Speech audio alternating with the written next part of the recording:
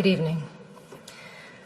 I am truly honored to be here with you tonight, and thank you to the Foundation for inviting me, and thank you all for sharing in this moment. We are here in the memory of Sergio Vieira de Mello and the 21 other men and women, most of them UN workers, who died with him in the bombing of the UN headquarters in Baghdad, August 2003. We remember all those who died to acknowledge each valuable life cut short and the families who share, even today, in their sacrifice. We also remember them for the power of the example they set. Brave individuals from 11 different countries working to help the Iraqi people at the direction of the United Nations Security Council and on behalf of all of us. This is sometimes forgotten, that in serving under the UN flag, they died in our names, as our representatives. And at their head, Sergio was a man of extraordinary grace and ability, as many who knew him will testify. A man who gave 30 years to the United Nations, rising from a field officer to High Commissioner for Human Rights and Special Representative to Iraq. From Bangladesh to Bosnia to South Sudan to East Timor, he spent the majority of his career in the field, working alongside people forced from their homes by war and assisting them with his skill as a diplomat and a negotiator. Perhaps the greatest testament to his contribution is how much his advice would be valued today. As the Syrian conflict enters its 7th year, as we live through the gravest refugee crisis since the founding of the United Nations, as 20 million people are on the brink of death from starvation in Yemen, Somalia, South Sudan, and Southeast Nigeria, I cannot imagine that there is anyone in the leadership of the United Nations who would not welcome the opportunity to consult Sergio or to send him into the field once more. He is truly missed. It is humbling for me to speak tonight in the presence of members of Sergio's family and his former colleagues. I never knew Sergio, but I have stood before the plaque in the place where he died. I felt profound sadness at the fact that the conflict in Iraq, the source of so much Iraqi suffering to this day, had claimed the lives of men and women whose only intention was to try to improve a desperate situation. But I also saw clearly the value and nobility of a life spent in service to others. Sergio was a man who never turned down an assignment, no matter how difficult and dangerous, or as others have put it, who handled one impossible task after another. He was a man, to borrow the words of Thomas Paine, whose country was the world, whose religion was to do good. He will always remain a hero and inspiration to all who follow in his footsteps. The UN's work did not end there, in the rubble of Canal House 14 years ago. Hundreds of UN staff have served and continue to serve in Iraq, as they do from Afghanistan to Somalia, because the task of building peace and security can never be abandoned, no matter how bleak the situation. My thoughts on Sergio's life and legacy derive from my 16 years with UNHCR, the agency he spent so much of his career serving and representing. But I also speak as a citizen from my country, the United States. I believe all of us who work with the UN preserve this duality. The United Nations is not a country. It is a place where we come together as nations and people to try to resolve our differences and to unite in common action. As a citizen, I find myself looking out on a global environment that seems more troubling and uncertain than any time in my lifetime. And I imagine many of you feel the same. We are grappling with a level of conflict and insecurity that seems to exceed our will and capabilities, with more refugees than ever before, with new wars erupting on top of existing conflicts, some already lasting decades.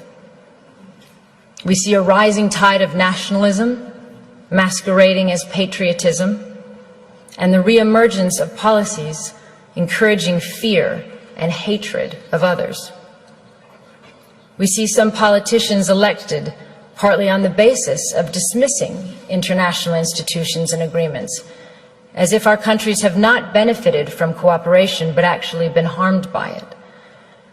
We hear some leaders talking as if some of our proudest achievements are in fact our biggest liabilities, whether it is the tradition of successfully integrating refugees into our societies or the institutions and treaties we have built rooted in law and human rights. We see nations that played a role, a proud role, in the founding of the International Criminal Court, withdrawing from it on the one hand, and on the other, we see arrest warrants for alleged war crimes issued but not implemented, and other crimes ignored altogether. We see a country like South Sudan, ushered by the international community into independence and then largely abandoned, not by the UN agencies and NGOs, but effectively abandoned without the massive support they need to make a success of sovereignty. And we see resolutions and laws on the protection of civilians and the use of chemical weapons, for instance, flouted repeatedly, and in some cases under the cover of Security Council vetoes, as in Syria. Many of these things are not new, but taken together and in the absence of strong international leadership, they are deeply worrying. When we consider this, all of this and more, as citizens, what is our answer? Do we, as some would encourage us to think, turn our backs on the world and hope that the storm will pass? Or do we strengthen our commitment to diplomacy and to the United Nations? I strongly believe there is only one choice, demanded by reason as well as by conscience, which is the hard work of diplomacy and negotiation and reform of the UN. This is not to say that in any way this is an easy road, and there are reasons for people to feel insecure today. The level of conflict and lack of solutions combined with the fear of terrorism, the reality that globalization has brought vast benefits to some and worsened the lot for others, the sense of disconnect between citizens and governments, or in some countries the lack of governance, the overall feeling that for all our gains in technology and connectedness, the less we are in control of forces shaping our lives. All these factors and more have contributed to a sense of a world out of balance, and there are no easy answers. And despite the millions of people who have lifted themselves out of poverty in our lifetime, the difference between the lives of those of us born in wealthy, democratic societies and those born into slums and refugee camps in the world is a profound injustice. We see it, and we know it's wrong at a simple human level. That inequality is contributing to instability, conflict, and migration, as well as to the sense that the international system serves the few at the expense of the many. But again, what is our answer as citizens? Do we withdraw from the world where before we felt a responsibility to be part of the solutions? I am a proud American, and I am an internationalist. I believe anyone committed to human rights is. It means seeing the world with a sense of fairness and humility and recognizing our own humanity in the struggles of others. It stems from a love of one's country, but not at the expense of others, from patriotism, but not from narrow nationalism.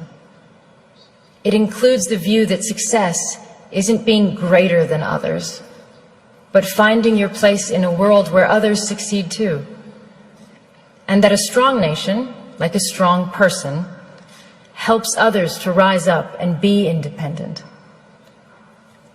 It is the spirit that made possible the creation of the UN.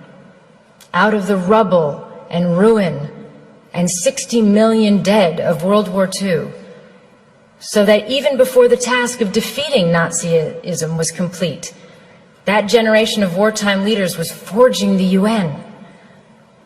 If governments and leaders are not keeping the flame of internationalism alive, then as citizens, we must.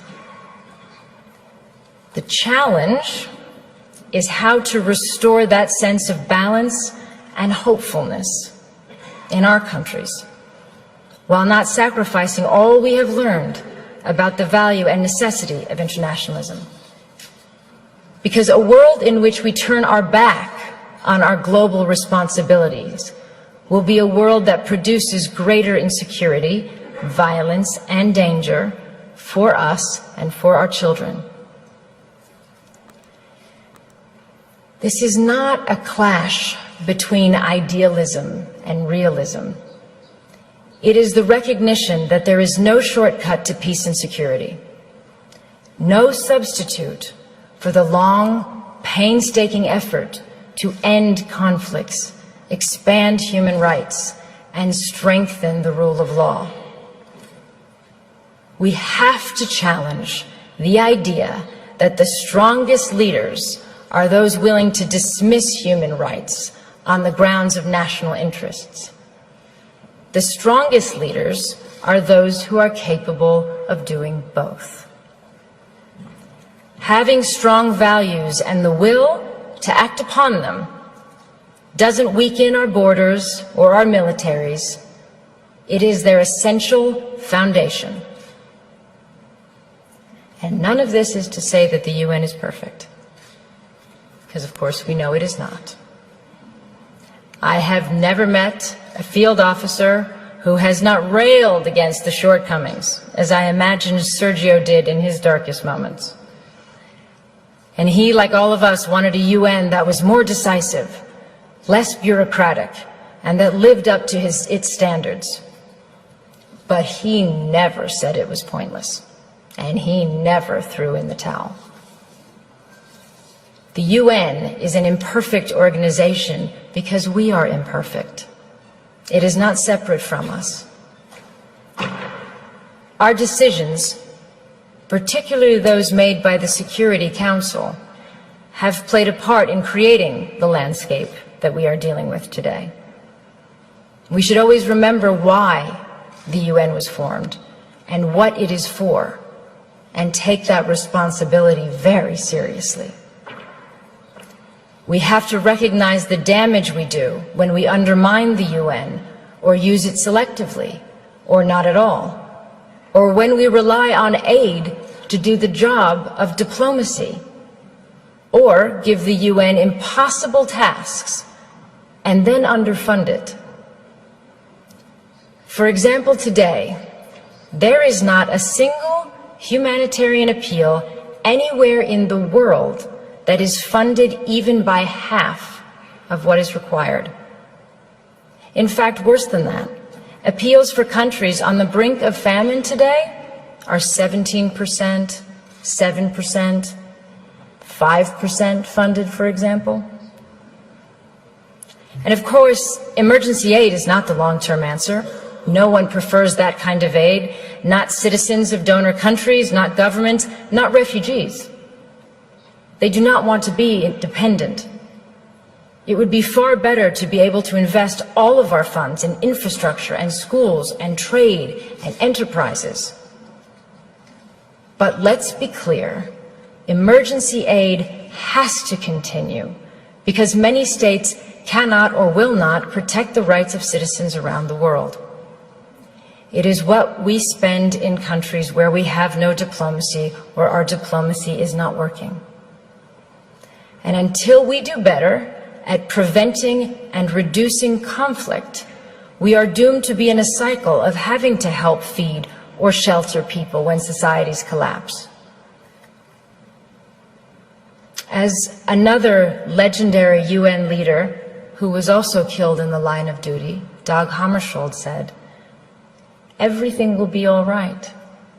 You know when? When people, just people, stop thinking of the United Nations as a weird Picasso abstraction and see it as a drawing they make themselves. The UN can only change if governments change their policies, and if we, as citizens, ask governments to do that. It is moving if you think about it. We are the future generations envisioned in the UN Charter. When our grandparents resolved to spare future generations the scourge of war, as written, they were thinking of us. But as well as dreaming for our safety, they also left us a responsibility. President Roosevelt, addressing the US Congress in January 1945, 6 months before the end of World War II, said this: "In the field of foreign policy, we promise to stand together with the United Nations, not for the war alone, but for the victory for which the war was fought." And he went on, "The firm foundation can be built and will be built, but the continuance and assurance of a living peace in the long run must be the work of the people themselves." So today we have to ask ourselves if we are living up to that mission. They gave us the start. What have we done with it? It is clear to me that we've made huge strides, but our agreements and institutions are only as strong as our will to uphold them. If we do not, for whatever reason, we bequeath a darker, more unstable world to all of those who come after us. It is not for this that previous generations shed blood and worked so hard on behalf of all of us. The memory of those who came before us holds us true to our ideals, resting unchanged in time. They remind us who we are and what we stand for. They give us hope to stay in the fight, as Sergio did until his last breath. 14 years since his death, there is a stronger need than ever before for us to stay true to the ideals and purposes of the United Nations. That is what I hope his memory holds for us today. We cannot all be Sergios, but I hope all of us can determine that we shall be a generation that renews its commitment to unite our strength to maintain international peace and security, and to promote social progress and better standards of life and larger freedom. But in the final analysis, if we do not, even if that level of vision eludes us, and we continue to simply manage rather than overcome our generation's challenges, we just have to keep working, determinedly, patiently, and you can be certain that as you do, that you follow the example of one of the UN's finest sons, and that to do even a little of his good, to apply ourselves to the work he left unfinished, in whatever way we can, is a worthy task for all of us. Thank you.